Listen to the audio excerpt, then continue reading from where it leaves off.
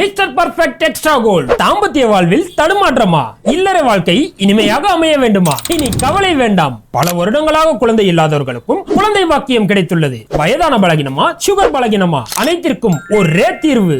எவ்வித கலப்படமும் இன்றி 100% ஹலாலான முறையில் தயாரிக்கப்படுகிறது. இப்போதே ஆர்டர் செய்யுங்கள். மேலும் விவரங்களுக்கு கீழுள்ள எண்ணை அணுகுங்கள். தேர்தல்னு வந்துட்டா போதும், எங்க மோடிஜியை கையிலேயே பிடிக்க முடியாது. மத வெறுப்பு, இன வெறுப்பு, மாநிலங்களுக்குள்ள வெறுப்பு தூண்டி விடுறதுல மோடிஜி சும்மா சிட்டா சிறகடிச்சு பறந்துட்டு இருப்பாரு. இப்போ அந்த மாதிரி பீகார்ல தேர்தல் பிரச்சாரத்தை ஆரம்பிச்சிருக்கக்கூடிய நரேந்திர மோடி தமிழ்நாட்டுல பீகாரிகளை துன்புறுத்துறாங்க, அதுவும் திமுக தமிழ்நாட்டுல வேலை செய்யக்கூடிய பீகாரிகளை துன்புறுத்திக்கிட்டு இருக்கிறாங்க அப்படின்னு சொல்லி ஒரு அப்பட்டமான பொய்ய, இவ்வளவு அவதூறான ஒரு வார்த்தைகளை ஒரு பிரதமர் போய் பிரச்சாரத்துல இன்னைக்கு பேசிக்கிட்டு இருக்கிறாரு. இது நாடு முழுக்க பெரிய ஒரு சர்ச்சைக்குரிய ஒரு விஷயமா மாறி போயிருக்குது.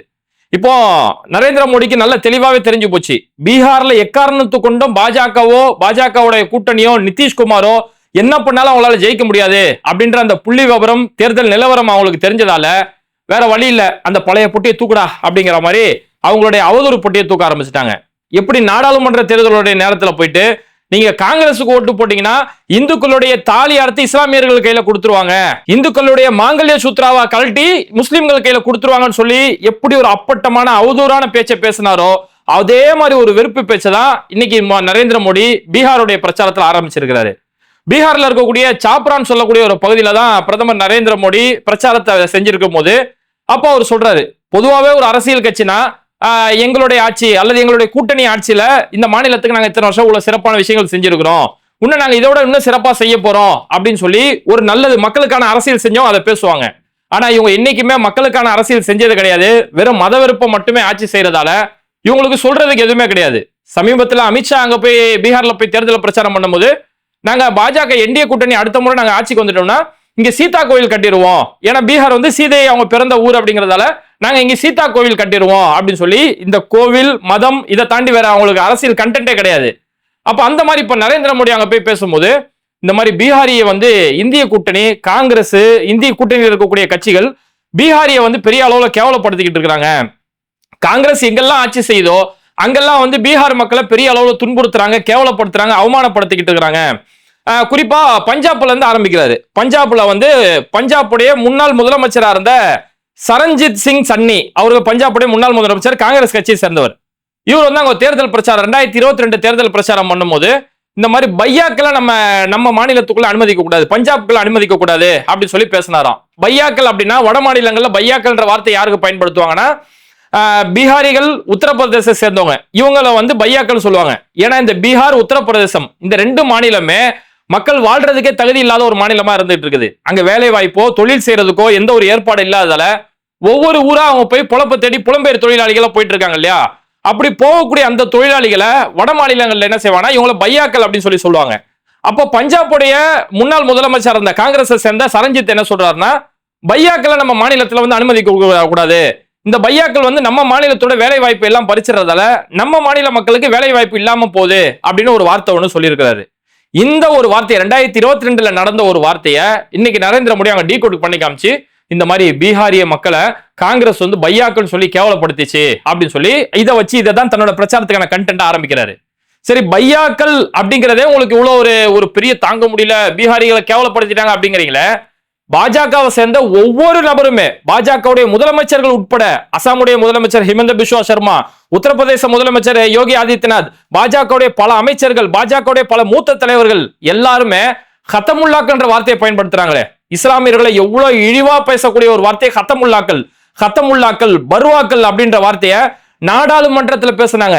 நாடாளுமன்றத்தோட பாஜகவுடைய எம்பியா இருந்த ரமேஷ் பிதுரி நாடாளுமன்றத்தில் ஒரு இஸ்லாமிய எம்பியை பார்த்து அரே தும் கத்தமுல்லா அரே தும் பருவா அப்படின்ற வார்த்தை இவ்வளவு கேடுகட்ட வார்த்தையை பேசினாரு. அதெல்லாம் இவங்களுக்கு பெருசா தெரியல. இங்க பையாக்கள் வந்துடக்கூடாது, நம்ம மாநில மக்களோட வேலை வாய்ப்பு போயிருது அப்படின்றது இவருக்கு தாங்க முடியலையா. சரி, தாங்க முடியல, நீங்க என்ன செஞ்சிருக்கணும், பஞ்சாப்ல தேர்தல் பிரச்சாரத்துக்கு போனீங்களே அங்க போய் அதை கண்டிச்சிருக்கணும். உங்களுக்கு அவ்வளோ வந்து உங்களுக்கு பையாக்கள் மேல அக்கறை இருந்துச்சு அப்படின்னா நீங்க போய் பஞ்சாப்ல போய் இந்த மாதிரி பையாக்கள் பஞ்சாப்ல பேசுறீங்களே, பஞ்சாப்ல அப்படி பேசக்கூடாது அப்படின்னு சொல்லி பஞ்சாப்ல போய் அந்த ஆகமான அரசியல போய் செஞ்சிருக்கணும். அங்க எதுவுமே செய்யாம அதுல இருந்து 3 வருஷம் கழிச்சு போய் பீகார்ல தேர்தல் வந்தோன்னே 2 மாநிலத்துக்குள்ள சிண்டு முட்டி கூட வேலை செய்யறாரு. அதோட மோடி நிறுத்தல. அதுக்கப்புறம் என்ன செய்யறாரு, இது ஏதோ பஞ்சாப்ல மட்டும் நடக்கல, இது வந்து காங்கிரஸ் ஆட்சி செய்யக்கூடிய தெலுங்கானாவில் இதே மாதிரி நடக்குது, கர்நாடகாவில் இதே மாதிரி நடக்குது, இவ்வளவு ஏன் தமிழ்நாட்டிலேயே நடக்குதுன்னு சொல்லி தமிழ்நாட்டை உள்ள இழுத்து விடுறாரு. தமிழ்நாட்டை உள்ள இழுத்து விட்டுட்டு தமிழ்நாட்டுல திமுக இங்க இருந்து பீகார்ல இருந்து வேலைக்கு போகக்கூடிய தொழிலாளிகள் இங்க இருந்து பீகார்ல இருந்து தமிழ்நாட்டுக்கு போய் கடினமான உழைப்பு செய்யறாங்க, ஒரு சிம்பத்தி கிரியேட் பண்றாரு. கடினமான உழைப்பு செஞ்சிட்டு இருக்காங்க, அந்த கடின உழைப்பாளிகளை திமுக துன்புறுத்துகிறது அப்படின்னு ஒரு வார்த்தையை போயிட்டு அபாண்டமான பொய்ய பேசுறாரு நரேந்திர மோடி. ஒரு பிரதமர் தகுதிக்கு துளி அளவு தகுதி இல்லாத ஒரு நபரா தான் மோடி அங்க செயல்பட்டு இருக்கிறாரு. நாடாளுமன்ற தேர்தலுமே இதே மாதிரி ஒரு அபாண்டமான வார்த்தையை பேசுறாரு, இங்குமே அந்த அபாண்டமான வார்த்தைகள் பேசுறாரு. இது ஏதோ ஒரு மூணாங்கட்ட பேச்சாளர், சும்மா ஒரு நாகரிகம் இல்லாத பேச்சாளர்கள் பேச வேண்டிய பேச்சு. அப்படி பல பேர் பேசி அரஸ்டுமே ஆயிருக்கிறாங்க. இப்ப இதுக்கு முன்னாடி பார்த்தோம்னா இதே மாதிரிதான் ஒரு 2022-23 டைம்ல நம்ம பார்த்தோம்னா மணிஷ் கஷ்யப் அப்படின்னு சொல்லக்கூடிய ஒரு பீகாரை சேர்ந்த ஒரு யூடியூபர், அவன் என்ன செஞ்சான், பாஜக சார்பான ஒரு யூடியூபர் தமிழ்நாடு மேல வெறுப்பை காட்டுறதுக்காக என்ன செஞ்சான், இங்க இருந்து தமிழ்நாட்டுக்கு வேலைக்கு போகக்கூடிய பீகாரிகளை வந்து தமிழ்நாட்டில் அடிச்சு துன்புறுத்துறாங்க, பல பேரை தூக்குல தொங்க விட்டுட்டாங்க, ஒரே நாள்ல 11 பேரை தூக்குல தொங்க விட்டாங்கன்னு சொல்லி யூடியூப்ல ஒரு வீடியோ போடுறான். தமிழ்நாடு மேல வெறுப்பை காட்டுறதுக்காக இந்த மாதிரி ஒரு வீடியோ போடுறான். அந்த வீடியோ பார்த்து பீகார்ல பெரிய அளவுல ஒரு பதட்டம். அதாவது யதார்த்தமா தமிழ்நாட்டுல அன்னைக்கு வந்து மகா சிவராத்திரின்னு நினைக்கிறேன், அந்த மகா சிவராத்திரிக்கு இங்க லீவை முடிச்சுட்டு ஊருக்கு போறாங்க இங்க இருக்கக்கூடிய தொழிலாளர்கள். அது சென்ட்ரல் ரயில்வே ஸ்டேஷன்ல கூட்டமா இருக்குது. இந்த காட்சியை எடுத்து போட்டுட்டு அங்க வந்து கொத்து கொத்தா பீகாரிகள் அடிச்சு கொள்றாங்க, அதனால அங்க இருந்து பயந்துகிட்டு ஓடி வராங்க, இப்படி பெரிய அராஜகம் தமிழ்நாட்டுல நடக்குதுன்னு சொல்லி ஒரு அப்பட்டமான பொய்ய ஒருத்தன் பரப்பலாம். இந்த பொய்ய பாஜகவுடைய ஆதரவாளர்கள் பல சங்கிகள் அன்னைக்கு பெரிய அளவுல ஷேர் பண்ணிட்டு இருந்தாங்க. தைனிஷ் பாஸ்கர் மாதிரியான முக்கியமான பீகாரோட முக்கியமான ஊடகங்கள் இத ஃபேக்ட் செக் பண்ணாம உண்மை நினைச்சு போட்டுட்டாங்க. அதுக்கப்புறம் உண்மை என்னன்னு தெரிய வந்தது. பீகார்ல இருந்து ஒரு டீம் இங்க விசாரணைக்காக இங்க வந்தாங்க. இங்க வேலை செய்யக்கூடிய பல புலம்பெயர் தொழிலாளிகள் இங்க வேலை செய்யக்கூடியவங்களை போய் விசாரிக்கும் போது இங்க அப்படி எங்களுக்கு எந்த ஒரு பிரச்சனையும் கிடையாதுங்க, தமிழ்நாட்டுல அப்படி யாருமே ஒருத்தர் கூட அந்த மாதிரி கொல்லப்படல, ஒருத்தர் கூட எந்த ஒரு தாக்குதல் சம்பவத்துல இங்க ஈடுபடுறது கிடையாது. இங்க இந்திய எதிர்ப்பு இருக்கு, அதாவது இந்திய எங்க மேல திணிக்க வரும்போது அந்த இந்திய எதிர்ப்புமே தவிர இந்திக்காரர்களை இந்தி நபர்களை எதிர்க்கக்கூடிய அரசியல் இங்க கிடையாது. தமிழ்நாட்டுல எங்களை ரொம்ப நல்ல முறையில கண்ணியமான முறையில பாத்துக்கிறாங்க, அதனாலதான் நாங்க குடும்பத்தோட இன்னைக்கு இங்க வந்து தங்க ஆரம்பிச்சிட்டோம், குடும்பத்தோட நாங்க இருக்கிறோம், எங்க பிள்ளைகளை இங்க நாங்க படிக்க வைக்கிறோம், ரொம்ப சேஃபா நாங்க ஃபீல் பண்றோம், எங்க மாநிலத்தில் இருந்ததை விட தமிழ்நாட்டுல நாங்க ரொம்ப சேஃபா இருக்கோம் அப்படின்னு சொல்லி இங்க வேலை செய்யக்கூடிய பல தொழிலாளர்கள் உண்மையை வெளியில எடுத்து சொன்னாங்க. நீயான மாதிரியான நிகழ்ச்சிகள் நடந்தது. நீயான நிகழ்ச்சியில கலந்துகிட்ட பல வட மாநிலத்தை சேர்ந்த தொழிலாளர்கள், அதுல அதிகமானவர் பீகாரை சேர்ந்தவங்க. அவங்க சொல்றாங்க, பீகாரை விட தமிழ்நாடு எந்த அளவு எவ்வளவு முன்னேறிய மாநிலமா இருக்குது, கல்வியில ஒரு மருத்துவத்துல எல்லாத்திலுமே முன்னேறிய மாநிலமா இருக்கு, எங்களுக்கு எல்லாமே இலவசமா இங்க கிடைச்சிக்கிட்டு இருக்கு, நாங்க ரொம்ப பாதுகாப்பான ஒரு மாநிலத்துல நாங்க நல்ல முறையில வேலை செய்யறோம், கை நிறைய நாங்க சம்பாரிச்சுக்கிட்டு இருக்கோம், ரொம்ப பாதுகாப்பா இருக்கும்னு சொல்லி நீயான நிகழ்ச்சியில பேசப்பட்டது. அப்ப இப்படி எல்லாம் பல விஷயங்கள் உண்மை தன்மைகள் வெளியில வர ஆரம்பிச்சோன்னே தைனிஷ் பாஸ்கர் மாதிரியான பத்திரிகைகள் ஓப்பன் அப்பாலஜி கொடுத்தாங்க. அவங்களோட பத்திரிகையில ஓப்பனா நாங்க தெரியாம ஃபேக்ட் செக் பண்ணாம ஒரு செய்தியை வெளியிட்டோம், நாங்க இது மன்னிப்பு கேட்டுக்கிறோம் அப்படின்னு சொல்லி ஒரு ஓப்பன் அப்பாலஜி ஸ்டேட்மெண்ட் ஒன்று கொடுத்திருந்தாங்க. அதுக்கப்புறம் அந்த மணிஷ் கஷ்யப்னு சொல்லக்கூடிய அந்த யூடியூபர், அவனை இங்க இருந்து தமிழ்நாடு போலீஸ் போய் பீகார் போய் அவனை அரெஸ்ட் பண்ணக்கூடிய ஒரு சம்பவம் எல்லாம் நடந்தது. அப்போ அபாண்டமான ஒரு அவதூறு பரப்பப்பட்டு இந்த அவதூறால ஒருத்தர் கைது செய்யப்பட்டான், ஒரு பத்திரிகை மன்னிப்பு கேட்கப்பட்டது. ஆனா அந்த செய்திய ஒரு பிரதமர் பிரச்சாரத்துல பேசுறாரு, தமிழ்நாட்டுல பீகாரிய தொழிலாளர்களை திமுக துன்புறுத்துது அப்படின்னு சொல்லி இவ்வளவு ஒரு மோசமான கருத்தை ஒரு பிரதமர். அப்ப என்னன்னா, நான் தேர்தலை ஜெயிச்சா போதும், அதுக்கு நான் மத வரியை தூண்டி விடுவேன், மாநில வரியை தூண்டி விடுவேன், என்ன கலவரத்தை வேணாலும் நாங்க தூண்டி விட தயார், எங்களோட நோக்கம் நாங்க ஜெயிச்சு இதே மதவரி கொண்ட ஆட்சியை நாங்க செய்யணும் சொல்லி அந்த ஆட்சி வரி, அந்த பதவி வரி, அந்தக்காக என்ன எந்த லெவலுக்கு நாங்க இறங்கி பிரச்சாரம் பண்ணுவோம் அப்படின்ற கூடிய ஒரு அடிமட்ட ஒரு நாகரிகம் இல்லாத ஒரு அபத்தமான அரசியல தான் இன்னைக்கு மோடி செஞ்சிட்டு இருக்காரு. இது ஏதோ இன்னைக்கே ஒரு நேரத்தை இவங்க புதுசா செய்யல. சமீபத்துல ஒடிசாவுடைய தேர்தல் நடந்தது. ஒடிசாவுல இதே நரேந்திர மோடி என்ன வார்த்தை சொன்னாரு, ஏன்னா இவங்களுக்கு ஊருக்கு ஒரு கோயில் வச்சிருப்பாங்க இல்லையா, உத்தரப்பிரதேசமா ராமரு, மதுராவா அங்க கிருஷ்ணரு, அந்த மாதிரி ஊருக்கு ஒரு கோயில். தமிழ்நாட்டுக்கு வந்துட்டா இப்ப முருகரை கையில தூக்கி வச்சுக்கிட்டு இருக்காங்க. இந்த மாதிரி ஊருக்கு ஒரு அரசியல் செய்யும் போது ஒடிசாவுல பூரி ஜெகநாதர் கோயில் ரொம்ப பிரபலமான ஒரு கோயில். அங்க போய் நரேந்திர மோடி என்ன பிரச்சாரம் பண்ணாருன்னா, பூரி ஜெகநாதர் கோயிலுடைய அந்த புதையல்கள் இருக்கக்கூடிய அறை ஒண்ணு இருக்கு, அந்த அறையில இருக்கக்கூடிய புதையல்கள் வந்து திருடப்பட்டு இருக்கு, அந்த அறையுடைய சாவி திருட்டு போய் 6 வருஷம் ஆச்சு, அந்த சாவி இப்ப தமிழ்நாட்டுல இருக்குது அப்படின்னு சொல்லி, அதாவது அந்த சாவியை அங்க இருக்கக்கூடிய புதையல்கள் எல்லாமே தமிழ்நாட்டை சேர்ந்தவங்க திருடிட்டு போயிட்டாங்க அப்படின்னு சொல்லி அங்க இருக்கக்கூடிய VK பாண்டியன் மேல குறை சொல்றதுக்கு, அவங்களுக்கு எதிராக அரசியல் செய்யறதுக்காக இவ்வளவு கேவலமான வார்த்தை அன்னைக்கு நரேந்திர மோடி பேசினாரு. அதாவது தமிழ்நாடே திருட்டு மாநிலம், தமிழர்களே திருடர்கள் அப்படிங்கிற ஒரு கருத்துப்பட அன்னைக்கு நரேந்திர மோடி ஒரு கருத்தை பேசியிருந்தாரு. அன்னைக்கு அமித்ஷாவுமே அங்க போய் பிரச்சாரம் பண்ணாரு. அங்க போய் அமித்ஷா போய் பிரச்சாரம் பண்ணாரு, பீகார் ஒடிசா மக்களே, உங்களை ஒரு தமிழ் பாபு தான் ஆட்சி செய்யணுமா அப்படின்னு சொல்லி தமிழ் பாபு அப்படின்ற ஒரு வார்த்தையை சொல்லி பீகாரிகளை ஒடிசா மக்களை தமிழ் பாபு ஆட்சி செய்யணுமா அப்படின்னாங்க. ஏன் நீங்க குஜராத்தை சேர்ந்தவங்க நீங்க இந்தியாவே ஆட்சி செய்யல, அப்போ ஒரு பீகார்ல தமிழ் ஆட்சி செஞ்சா ஒடிசாவில் தமிழ் ஆட்சி செஞ்சா என்ன பிரச்சனை வந்துட போகுது? அந்த அளவுக்கு அந்த தமிழ் வெறுப்பு. ஆனா இதெல்லாம் மேல அங்க ஒவ்வொரு மாநிலத்துக்கு போகும்போது அவங்களுடைய தமிழ் வெறுப்பு, இந்த தமிழ்நாடு மேல இருக்கக்கூடிய வெறுப்பை காட்டுறது. ஆனா தமிழ்நாடு பக்கம் வந்துட்டா கொஞ்சம் கூட சூடு சொரணே இல்லாம ஒரு வெள்ளை வெட்டி வெள்ளை சட்டையை போட்டுக்கிட்டு இங்க வந்து திருவள்ளுவர் மனக்கே உன்கே மனாயேகே அப்படி சொல்லி இங்க வந்து திருக்குறளை தப்பான திருக்குறளை பேச வேண்டியது. இது மாதிரி ஊருக்கு ஒரு அரசியல் செய்யறது. ஆனா இது அந்த கொஞ்சம் கூட அந்த கல்வி அறிவு இல்லாத அந்த வட மாநில மக்கள் இதை அப்படியே நம்பிட்டு இருக்காங்க. அதுவும் இன்னைக்கு பிரதமர் இந்த ஒரு வார்த்தையை சொன்னோன்னே அந்த மக்கள் அப்படி நம்ப தானே செய்வாங்க. இப்போ யாரோ ஒருத்தங்க வெளிநாட்டிலேயோ வெளி மாநிலத்திலேயோ வேலை செய்யறாங்க, ஊரை விட்டு ஊரு போய் வேலை செய்யறாங்கன்னா அப்ப அங்க நம்மளை தாக்குதல் நடத்துறாங்க அப்படின்னு ஒரு வார்த்தை சொன்னா அந்த உள்ளூர்ல இருக்கக்கூடிய மக்கள் பயப்படதான் செய்வாங்க. ஐயோ அங்க கஷ்டப்பட்டு வேலை செய்யறாங்களே, அவங்களுக்கு அங்க சேஃப் இல்லையோ, அடிக்கிறாங்களோ, துன்புறுத்துறாங்களோ, அந்த அச்சம் அவங்களுக்கு ஏற்படதானே செய்யும். அப்ப மக்களுடைய அந்த அச்சத்தை உருவாக்கி அந்த பீதியை உருவாக்கி இது மூலியமான ஒரு கலவர அரசியல் செய்யணும் அப்படின்னு சொல்லக்கூடிய ஒரு மூணாந்தர அரசியலை, ஒரு கேடுகட்ட ஒரு அரசியலை தான் இன்னைக்கு பாஜக அங்க செஞ்சுக்கிட்டு இருக்காங்க. ஆனா நம்ம மோடிஜி சொன்னதுல ஒரே ஒரு பாயிண்ட் மட்டும் உண்மை.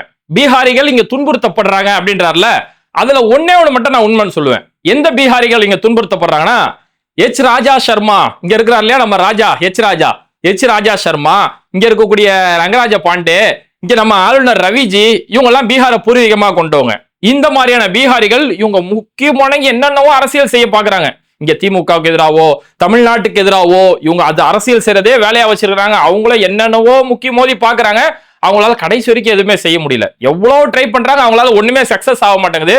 அதனால இங்க தமிழ்நாடு மக்களால திமுகவுல துன்புறுத்தப்படுறாங்க அப்படின்னா அது இந்த 3 பேரை சொன்னா ஒத்துக்கலாம்.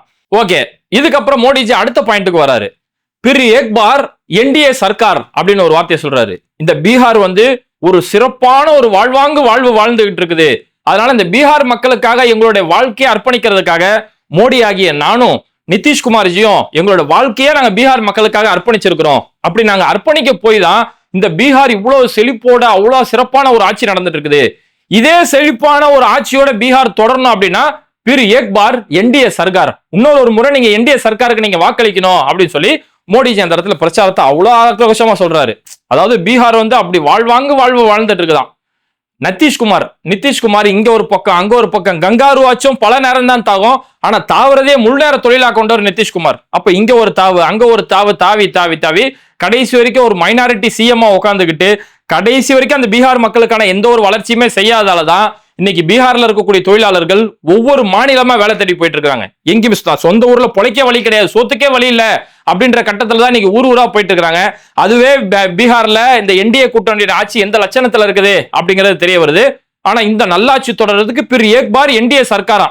இதுல ஒரு டேட்டா ஒண்ணு சொன்னா புரியும், பீகார்ல எந்த லட்சணத்துல இன்னைக்கு இருந்துட்டு இருக்குது அப்படின்றது சொன்னா புரியும். பொதுவாவே பீகாருடைய கல்வி தரம் எந்த அளவுக்கு தெரியுமா? பீகாரை பொறுத்த வரைக்கும் ஹையர் எஜுகேஷன் என்ரோல்மெண்ட், அதாவது +1 +2 10ஆம் வகுப்பு முடிச்சுட்டு +1 +2 சேரக்கூடிய மாணவர்களுடைய கல்வித்தரம் எந்த அளவுக்கு இருக்குன்னா வெறும் 35.6% தான். 100 மாணவர்கள் படிக்கிறாங்க அப்படின்னா அதுல 35 மாணவர்கள் தான் +1 +2 படிப்புக்கே அவங்க போறாங்க அப்படின்னு சொல்லி பீகாருடைய கல்வித்தரம் சொல்லுது. இந்திய அளவுல டோட்டல் இந்திய அளவுல +1 +2 போகக்கூடிய அளவுக்கு ஹையர் எஜுகேஷன் என்ரோல்மெண்ட்டை பொறுத்த வரைக்கும் டோட்டல் இந்தியாவுக்கு 56% இருக்கு. ஆனா இதெல்லாம் என்னைக்கோ தாண்டி போய் நம்ம தமிழ்நாடு நம்ம முன்னேறி போயிட்டு இருக்கிறோம். அதே மாதிரி 10th பாஸ் உடைய பெர்சன்டேஜ், 10th பாஸ் ஆகக்கூடிய மாணவர்கள் எத்தனை பேர் அப்படின்னு பார்க்கும்போது பீகாரை பொறுத்த வரைக்கும் 50 அல்லது 55% மாணவர்கள் தான் அங்க தேர்ச்சி அடைஞ்சிட்டு இருக்காங்க. டோட்டல் ஓவரால் இந்தியாவிலே 86% தான் இருக்கு. அதுல ரொம்ப பின்தங்கிய மாநிலமா 55% மாணவர்கள் மட்டுமே 10ஆம் வகுப்புல பாஸ் ஆகக்கூடிய ஒரு நிலைமை தான் பீகார்ல இந்த லட்சணத்தெல்லாம் கல்வி தகுதி இருக்குது. தமிழ்நாட்டை பொறுத்த வரைக்கும் 100க்கு 100% இங்க மாணவர்களுடைய தேர்ச்சி சதவீதம் இருந்துட்டு இருக்குது. அதே மாதிரி 10th டிராப் அவுட், 10ஆம் வகுப்போட படிப்பை நிறுத்திடுறாங்க. ஒன்னு ஃபெயில் ஆகியோ அல்லது குடும்ப சூழலுக்காகவோ 10ஆம் வகுப்போட என் படிப்பு போதும் அப்படின்னு இருக்கக்கூடிய மாணவர்களோட எண்ணிக்கை பீகார்ல 73%. 100 மாணவர்கள் படிக்கிறாங்க அப்படின்னா அதுல 73 மாணவர்கள் அவங்க 10ஆம் வகுப்போட அவங்களோட படிப்பை நிறுத்திடுறாங்க அப்படிங்கிற ஒரு நிலைமை. இந்தியாவிலே இவ்வளவு மோசமான ஒரு நிலைமை பீகார்ல இருந்துட்டு இருக்குது. ஓவரால் இந்தியாவிலே 10ஆம் வகுப்போட படிப்பு நிறுத்துறாங்க, ஓவரால் இந்தியாவில 35% இருக்குது. ஆனா பீகார்ல மட்டுமே 73% அளவுல இருந்திருக்கு. இதெல்லாம் நம்ம சொல்லல, இந்தியா டுடே இது சம்பந்தமான ஒரு முழுமையான ஒரு ஆய்வு, அது சம்பந்தமான ஒரு முழு ஆர்டிக்கலை இது சம்பந்தமா பதிவு செஞ்சிருக்காங்க. அதே மாதிரி இது கல்வியில ஊட்டச்சத்தோட விஷயத்துல ஊட்டச்சத்து பீகார்ல ரொம்பவே மோசமான நிலைமை. அவங்களுக்கு சாப்பாடே இந்த சப்பாத்தி தான். அந்த சப்பாத்தி எந்த லட்சணத்துல இருக்குது அப்படிங்கும் போது ஊட்டச்சத்து குறைபாடோட விஷயத்துல 42.9% அளவுக்கு பெரிய அளவுல ஊட்டச்சத்து குறைபாடால பீகாரிய குழந்தைகள் பாதிக்கப்பட்டிருக்கிறாங்க. இது உன்ன ரத்த சோகை மாதிரியான விஷயங்கள். பெரும்பாலான குழந்தைகள் ரத்த சோகையோட விஷயத்துல பாதிக்கப்பட்டிருக்காங்க. கிட்டத்தட்ட பீகார்ல இருக்கக்கூடிய குழந்தைகள்ல 70% குழந்தைகள் ரத்த சோகை நோயால பாதிக்கப்பட்டிருக்காங்க. முழுமையான ரத்தம் அவங்களுக்கு ஆரோக்கியம் அந்த அளவுக்கு உடம்புல இல்ல, அந்த அளவுக்கு 70% குழந்தைகள் அங்க பாதிக்கப்பட்டிருக்கிறாங்க அப்படின்னு சொல்லக்கூடிய அளவுக்கு தான் பீகாருடைய உணவுடைய விஷயம் இந்த லட்சணத்துல இருந்திருக்கு. சரி, பீகாருடைய பொருளாதார வளர்ச்சி எப்படி இருக்கு அப்படின்னு பார்த்தோம்னா, ஜிஎஸ்டிபி அதாவது உள்மாநில உற்பத்தியோட அளவு பார்த்தோம்னா வெறும் 5% தான் பீகாரோட நிலைமை இருந்துட்டு இருக்குது. இருக்கலே பின்தங்கி போன ஒரு நிலைமையில 5%. ஆனா பட்ஜெட் கொடுக்கும்போது இந்த பீகாருக்கும் இந்த உத்தரப்பிரதேசம் அள்ளி கொடுப்பாங்க. பீகாரோடைய ஜிஎஸ்டிபியோட அளவு வெறும் 5% இருக்கு. ஆனா இந்த வருஷம் தமிழ்நாடு இந்தியாவிலேயே டாப் ரேங்க்ல நம்ம தமிழ்நாடு தான் இருந்துட்டு இருக்குது. 11.19 இரட்டை இலக்க தொற்றுக்கிறோம். திமுக ஆட்சிக்கு வந்ததுக்கு பிறகு 9.69 விழுக்காடு இருந்தது. இன்னைக்கு 11.19 விழுக்காடு அளவுக்கு இந்தியாவிலேயே முதன்மை மாநிலமா முன்னேறிய மாநிலமா இருந்துட்டு இருக்குது. இதுக்கு முன்னாடி கலைஞரோட ஆட்சியில 13.12% இரட்டை இலக்கம் தொட்டது. அதுக்கப்புறம் அதிமுக ஆட்சியில ரொம்பவே பின்தங்கி போய் இன்னைக்கு திரும்பவும் திமுக ஆட்சியில 11.19% இந்தியாவிலே உயர்ந்த அளவுக்கு உள் மாநிலத்தில் உற்பத்தியோட அதிகப்படுத்தி இந்தியாவுடைய பொருளாதாரத்துல மிக முக்கியமான ஒரு பங்களிக்கக்கூடிய ஒரு மாநிலமா தமிழ்நாடு இருந்திருக்கு. ஆனா பீகாருடைய பொருளாதாரம் வெறும் 5% தான் ஜிஎஸ்டிபி அங்க அளவு இருந்துகிட்டு இருக்குது. அப்ப இவ்வளவு மோசமான ஒரு சூழல், முறையான கல்வி இல்ல, முறையான மருத்துவம் கிடையாது, அங்க மக்கள் வாழ்றதுக்கு தேவையான உணவுடைய விஷயம் இல்ல, ரத்த சோகையால பாதிக்கப்பட்டிருக்காங்க, உள்மாநில உற்பத்தி கிடையாது. இப்படி எல்லா வகையிலுமே மோசமான ஒரு நிலைமையை வச்சுக்கிட்டதாலதான் மக்கள் ஊரா பொழப்பு தேடி அலைஞ்சிட்டு இருக்காங்க. அந்த மக்கள்கிட்ட போய் மோடி போய் பிரச்சாரம் பண்றாரு. பிர் ஏக் பார் என்டிஏ சர்க்கார் அப்படின்னு சொல்லி ஆட்சி பண்ணி இன்னும் ஒரு வாட்டி எங்களுக்கு ஆட்சியை கொடுத்துரு, நீ அவ்வளவுதான் நாசமா போ, அப்படியே குழி தோண்டி நீ கபர்ஸ்தான்ல போய் படுத்துக்கோ அப்படின்னு சொல்லி ஒரு அற்புதமான பிரச்சாரம். இந்த பிரச்சாரத்துக்கு 2 மாநிலத்துக்கு மத்தியில சண்டையை தூண்டி விடுற மாதிரி இவ்வளவு ஒரு மோசமான ஒரு அரசியல் செய்யறாங்க. இதுக்கு காரணம் என்னன்னா, அங்க இன்னைக்கு இந்திய கூட்டணி ஒரு களத்துல ஒரு வலுவான ஒரு அரசியல் இன்னைக்கு செஞ்சுட்டு இருக்காங்க. இவங்க எஸ்ஐஆர்னு ஒரு திட்டம் கொண்டு வர முடியுமா, ஓட்சோரி மாதிரியான விஷயங்கள் கொண்டு வர முடியுமா, மக்கள் மனத்தில இன்னைக்கு அம்பலப்பட்டுட்டாங்க. இப்ப பாஜகவுல மக்களை போய் நேரடியா போய் சந்திக்க முடியல. அப்ப சந்திக்கும் போது அந்த மக்கள் மத்தியில ஒரு குழப்பத்தை ஏற்படுத்தி விடணும் அப்படிங்கிறதுக்காக தான் காங்கிரஸ் அங்க பீகாரிகளை கேவலப்படுத்துது, திமுக இந்த மாதிரி கேவலப்படுத்துது.